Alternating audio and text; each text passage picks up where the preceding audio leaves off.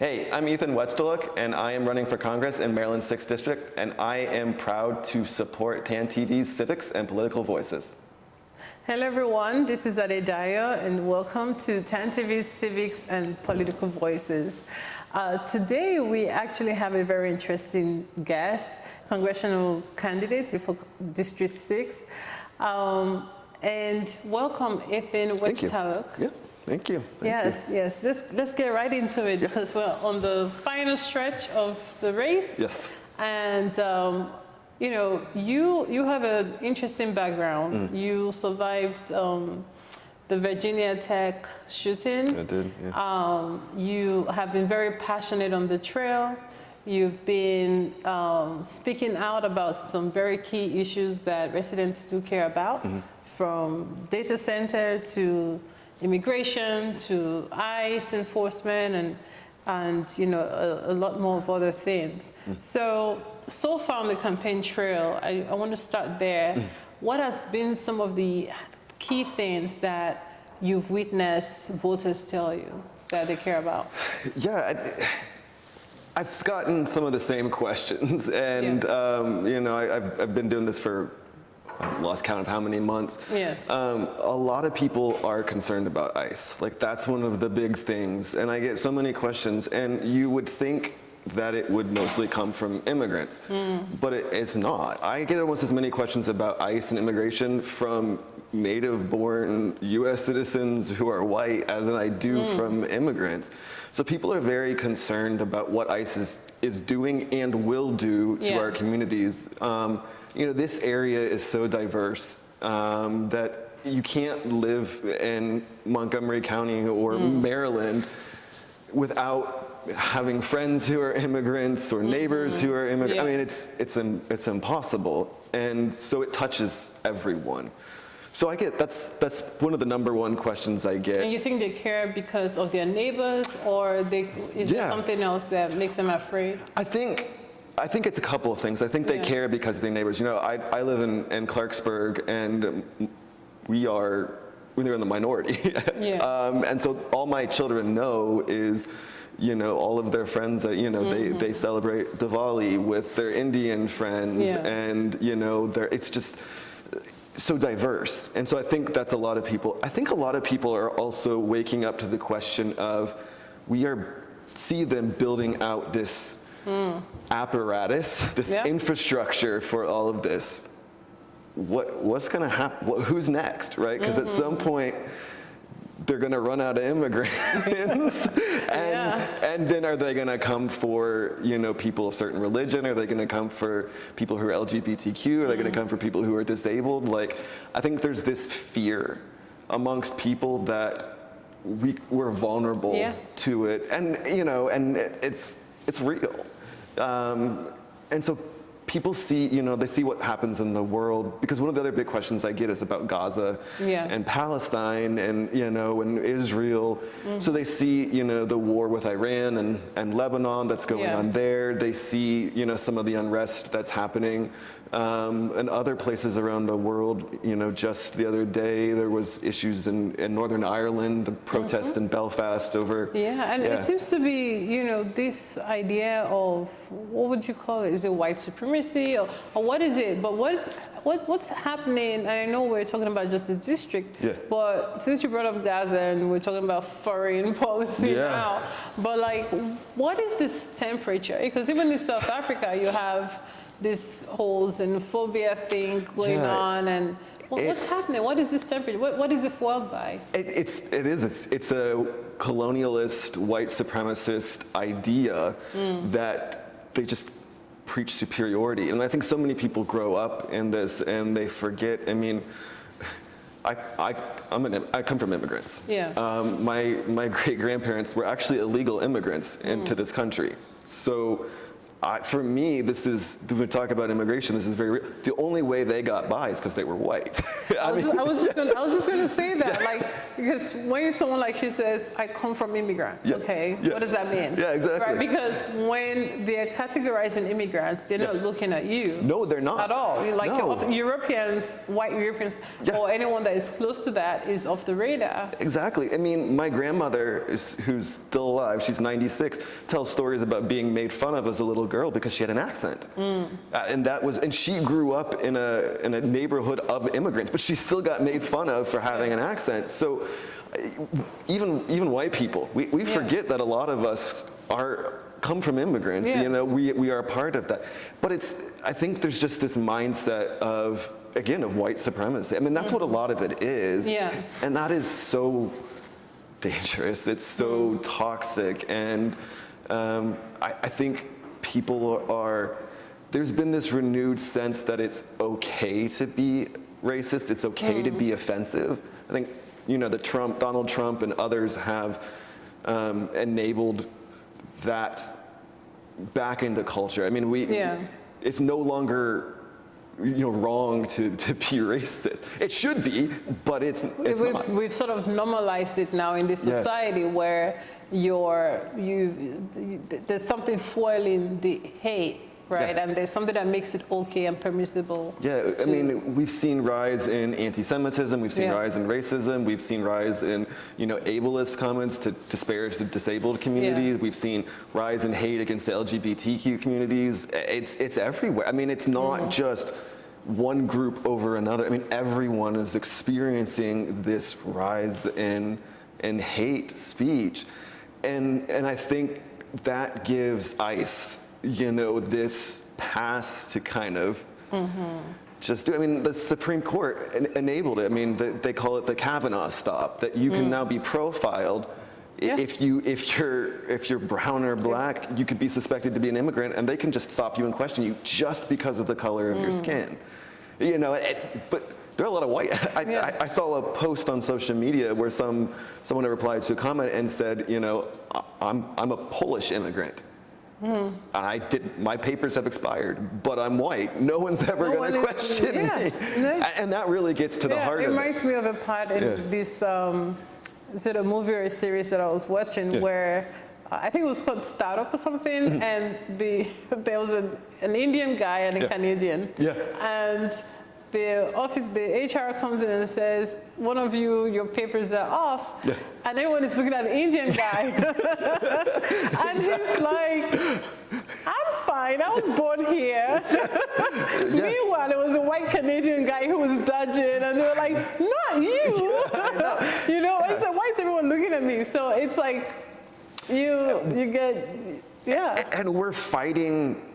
I mean, and I have this when I talk about immigration, because a lot of people assume when you're fighting ICE, you must want open borders and no. I was going to say that because I do read comments a lot, more than I should, and a lot of the comments sections on social media would say that, hey, you're against open, you know, like you want the criminals to come in and some of those rhetorics, right? When you talk about immigration and that you're pro-immigration and all that. So what do you say to that other side to make them understand that that's not what you're permitting? And that being an immigrant doesn't mean that you're a criminal. Exactly. I tell them that, like, look, I do say I want to abolish ICE, but that is because the ICE that we have now has failed. It's broken. I don't believe in open borders. I think we need secure borders, but that doesn't mean, you know, open borders is I just think most people are in agreement. But when you talk about securing the borders, that doesn't mean that no one gets through. I think then there's some people who, when I say I want to secure the borders, they think, oh, he doesn't want any, he's, you know, xenophobic. No refugees. No, that's not the case. For me, it's about, we have to have a system where it's done correctly. And it's humane. You know, we don't break up families. We treat refugees and asylum seekers. Children from the parents. Exactly. We do this system correctly. You know, one of the examples that I cite the most is, during the war in Afghanistan, the United States worked with a lot of locals who provided support to the U.S. military. Yeah. And in exchange, we promised them that they would get green cards, they would, be able to become permanent residents of the United States. There are individuals who are still stuck in the immigration process, and we exited Afghanistan years ago. They're still stuck. They still don't have status. Some of them are still in Afghanistan. And we've had ones who have been killed at the hands of the Taliban waiting because the system's so broken. So we have to fix that system. And if we fix that system, we can have a secure border and do it correctly. What does this mean in terms of an actual solution when you get into Congress? What does that look like? What is the bill on immigration that you're going to want to enforce? I think there's multiple bills. I think, for me, I also talk about DHS, Department of Homeland Security as a whole, I think is very problematic. And I think the whole agency needs to go and rethink that.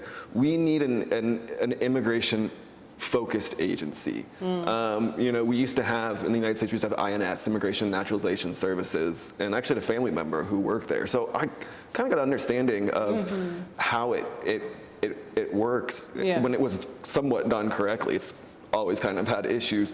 So I think we need, a bill that will create a new agency and, invest money into ensuring that we work through the backlog, that we have the proper systems, computer systems, checks, all of that.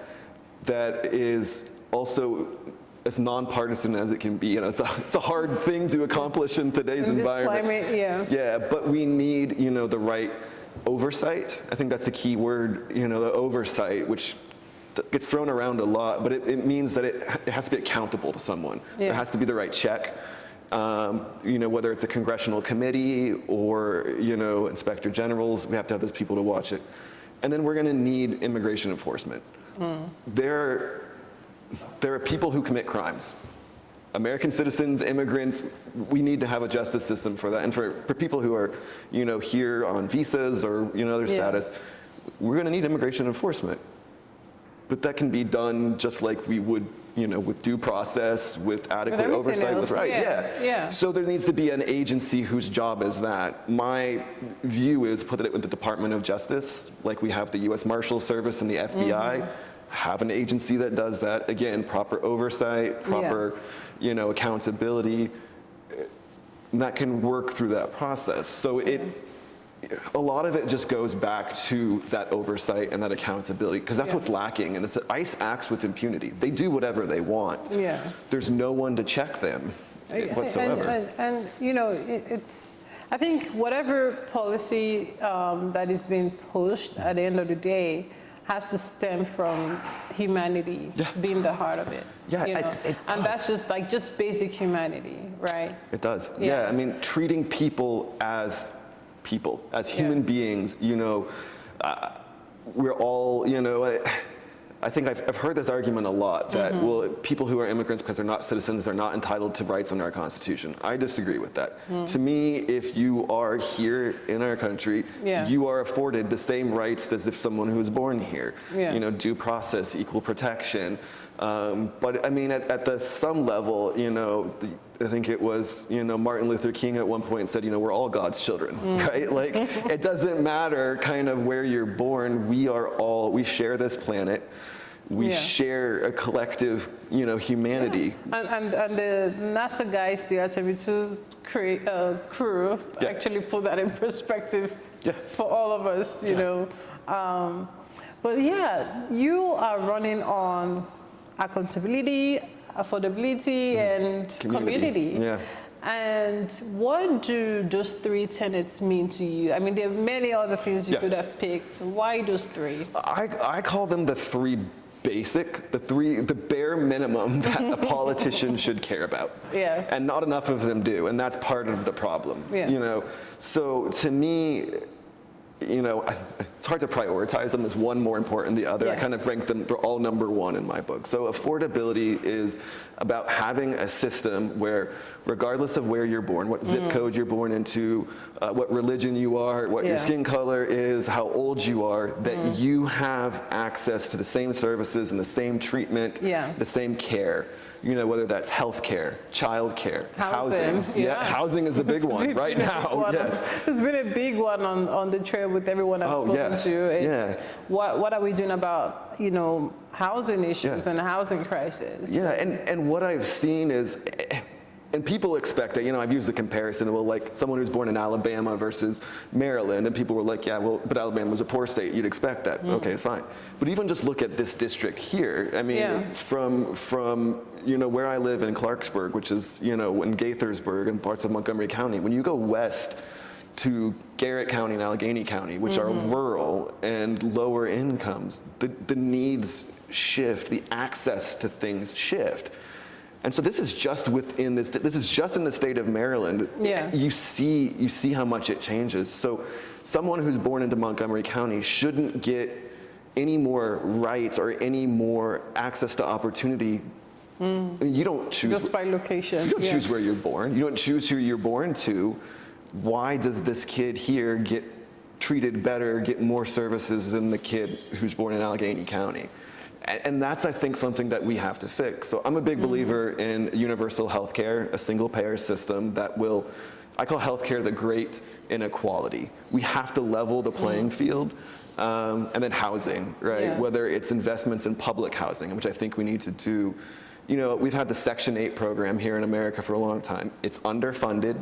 There's a massive wait list. And I think that's on purpose, so we have to fix that.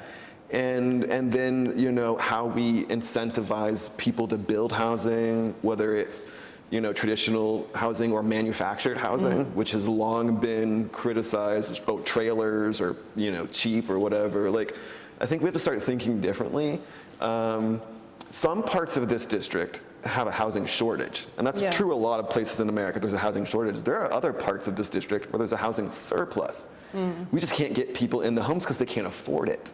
Yeah. So how do we fix that? What are we getting right so far? Because I know when we're on the campaign trail, we're talking about challenges and everything that's wrong that you're going to go there and fix. Well, is there anything that's been gotten right so far that you would say, hey, this is something I would like to keep?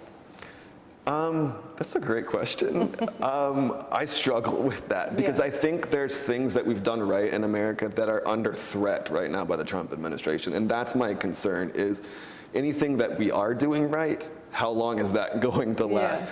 I think Medicare system right now, largely where statistics is 1 in 4 families, right, people are on Medicaid. 1 in 4, I mean, that's a high number. Yeah. When you think about it, 25% of families are on Medicaid. And so when we talk about cutting Medicaid benefits, we're impacting far more people. 40% of births in Maryland are on Medicaid. Yeah. Like that 40% of children. Yeah. So we have to start thinking about when these cuts.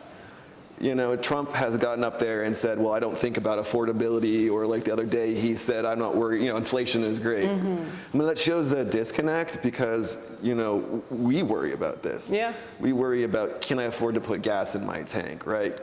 Can I afford, do I have to choose between my prescription that I need or groceries or, and then if you have kids, like you have this thing like, well, I got to make sure my kids are taken care of. So we have parents who make sacrifices. We have people who, instead of taking the medicine they need every day, maybe they take it every other day to stretch it out. And what is the cost that has on society? Because when you're tired, when you're stressed, when you're worried about money, you don't have the medicine that you need. Maybe you're not your best self. You're not even, function productively. Yeah. And down to healthcare and economic prosperity and all of those things. Yeah. If you have more citizens or residents who are overwhelmed, they're not going to be able to produce a healthy society in general, right? Yeah. And so everything, it becomes like a rat race, it does. so to say. Yeah. Let's understand, how do you intend to position yourself in comparison to your opponents, right? Yeah. You have the likes of April Delaney that has I don't know. I don't know if the endorsement she got from David Trone still stands. Or no, I don't know. Yeah. He supported her last go around. That's the stance, but what is that? How do you differentiate yourself from your opponents right now? Yeah. And what are the stats looking like? What are the polls saying right now? Yeah. One of the things that I start on is, my opponents have sold out to special interest and corporations. So April McLean Delaney takes money from corporate PACs, the likes of Home Depot and Verizon and AT&T and Walmart and Pepsi. And so when she talks about, oh, well, I care, she talks about caring for small businesses. So there's 8 people in the race total, but 2 of the big ones, the incumbent April McLean Delaney. And then what makes this race unique is David Trone, who previously held the seat for 3 terms, stepped down to run for Senate, spent almost $64 million to lose the primary against Angela Alsobrooks, which sets a record. Yeah. Then decided he wants his seat back. So in some ways, I'm running against 2 incumbents, which is very unique. What's also notable is that they are very wealthy people. So David Trone is a billionaire, co-founded Total Wine and More, the nation's largest privately held alcohol retailer. And then April McLean Delaney, I say she's only worth a couple $100 million, only. Only. Yeah, only. Yeah, I would take that. Her husband, John Delaney, who was the former congressman before David Trone, 3 terms representing this district, is chairman of Forbright Bank, who's been in the news recently for funding Republican causes or supporting Republican bank, allowing Republicans to bank. So I have these 2 incredibly wealthy opponents who are spending more money than I've ever seen in my entire life to fund their campaigns, which is part of the problem. David Trone, I think, has spent north of $10 million in this race. What does that say about the power of this seat? It says that everything has a price. And then people joke about it, well, everything's got a price. But it really does. It really says that when we allow, David Trone says, well, I don't accept money from PACs, and I don't accept money from special interests. Well, that's great. You are the special interest. You own this large corporation, and you're always going to be looking out for that. So, he wears that like a badge of honor. I think people think, well, okay, they can self-fund, then they're not influenced as much, or they're like, it doesn't matter. We have to stop allowing, wealthy people and corporations to influence our elections, influence our policy making, because they're always going to be concerned about themselves. Yeah. I mean, there's no ethical billionaire. I mean, that's the saying, and I firmly believe it. You don't make that much money without exploiting the system, exploiting everyday people to profit off of it. So even someone who's only worth a couple $100 million, again, you've exploited the system, and it's not people say, oh, well, they're hardworking, or it's luck. No, you've taken advantage of a system and used it to become incredibly wealthy. So when you look at that, it's, April sits on committees that regulate banking while her husband is chairman of a bank that's preparing to go public. How is that fair? And anytime you have all these, she trades stocks in office too. So they're always going to be concerned for them. And when we talk about programs that impact everyday people, you talk about, because we were talking earlier about Medicare or Social Security. Yeah. A lot of people rely on those programs. A lot of senior citizens rely on those programs. And both of my opponents are, around that age. They don't care about those programs. You're a billionaire. You don't need Social Security to live. You don't need Medicare to live. You can afford to pay for private insurance or just out of pocket. You don't need it. If Medicare doesn't cover it, not a problem. But for everyday people, I mean, I have, my mother is on Medicare. She gets Social Security. My grandmother's on Medicare, gets Social Security. My uncle's on Medicare, gets Social Security. These are real to me. Yeah. It matters immensely what happens to these programs, because it's the difference between, again, getting the medicine that you need or having health issues. What do you say about folks who would align being an incumbent to being experienced? Yeah, I've gotten this question many times. Well, you've never run for office before, so therefore you don't know what you're doing. And I said, okay. John Delaney, when he was first elected to represent this district, never held office. David Trone, when elected, never held office. April McLean Delaney, when elected, never held office. So why is that a problem for me? The only difference I see is that they're old and wealthy, and I'm young and not. I don't think this idea that politicians have to have some resume and they have to be crafted and all of these to polish, it limits the candidate pool of people who can serve for a bad way. Yeah. And the Republicans aren't doing this. I mean, let's be clear. Let's look at a lot of the Republican politicians. They're not that. This is like this idea that the Democratic Party has. And as a result, we get candidates who only care about themselves or special interests, you know, and they're not willing to fight. They're not willing to get their hands dirty. They're not willing. I'll say it. You know, I have no problem saying the thing that other people won't, because, you know, great, no corporation has cut me a check. So if I say something, like I have no problem saying that, you know, what Walmart does to small businesses, because they destroy small businesses and they destroy small town America. I have no problem saying that because Walmart doesn't write me a check. Yeah. Talking about Walmart and all that, let's talk about endorsements. Yes. Who are the organizations, institutions that have, in part, endorsed you and then in part also funded your campaign so far? Yeah, there's been a big shift with so many things in this electoral cycle of the money and how money flows, because in the past you'd see a lot of endorsements where the money would flow back to the candidates. Some of what we're seeing now is candidates are donating money to groups to get endorsements.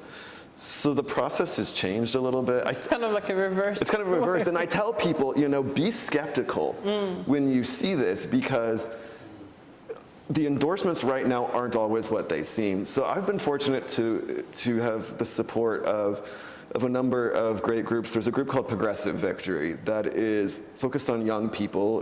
It's a lot of millennials, mostly Gen Z, and they're really committed to progressive causes and advancing, you know, a more equal, egalitarian society. And so I've been very fortunate to have their support throughout my campaign. One of the ones that has meant a lot to me is the support from Track AIPAC, that I've rejected, you know, the Israeli lobby and AIPAC, but all of the organizations combined.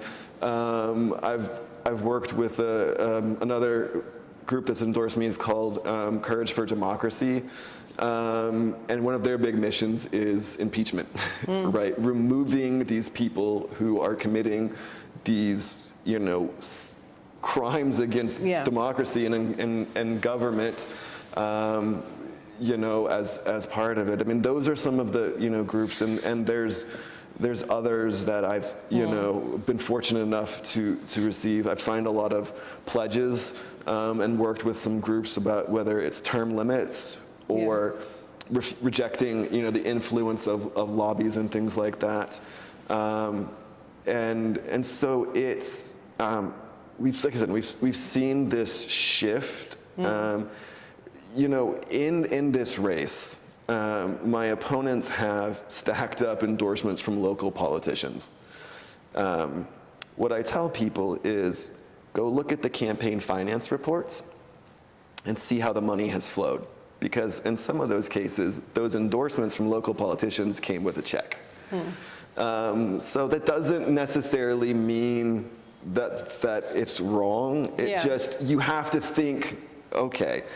And then, you know, and again, a lot of the unions' endorsements, there's some, you know, I'm a strong supporter of the unions, and I've applied for union endorsements. A lot of organizations are looking at candidates and they're using the term viability. So they won't support you unless they think you're viable. Now, it's kind of like... Sort of contradicts Yes. How do you become viable if you're not being supported? Yes, yes, exactly. Yeah. Yeah, I mean, that's the big issue. And they determine viability. It seems like the biggest marker is money, how much money you've raised.